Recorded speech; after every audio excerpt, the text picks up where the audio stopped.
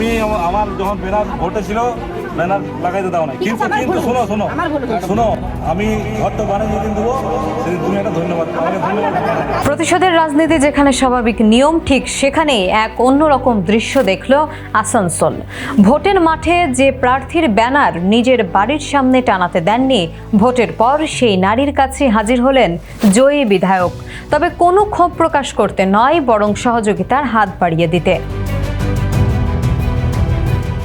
ঘটনাটি ভারতের পশ্চিমবঙ্গের। ভোটের প্রচারের সময় আসানসোলের বিধায়ক অরিজিৎ রায়ের ব্যানার টাঙাতে বাধা দিয়েছিলেন এলাকার কিছু নারী, কিন্তু সময়ের ব্যবধানে ভোটে জয়ী হন অরিজিৎ রায়।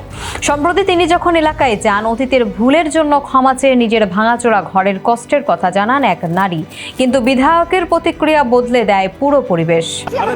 তুমি আমার মাতৃশক্তি, মায়ের মতো।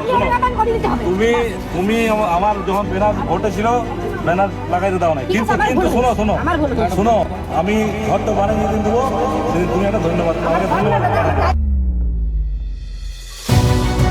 কোনো রাজনৈতিক অহংকার বা ক্ষোভ নয়, এক বাক্যে তিনি বলে উঠলেন, তুমি আমার মায়ের মতো। প্রকাশ্যে দিলেন দ্রুত নতুন ঘর বানিয়ে দেওয়ার প্রতিশ্রুতি। মুহূর্তেই সামাজিক যোগাযোগ মাধ্যমে ভাইরাল হয়ে যায় এই ভিডিওটি।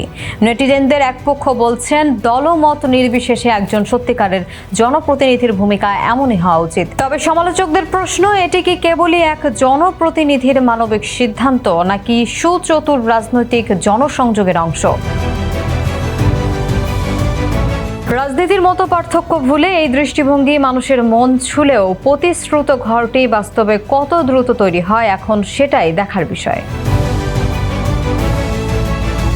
জান্নাতুল ফেরদৌস, অনি, দেশের কণ্ঠ।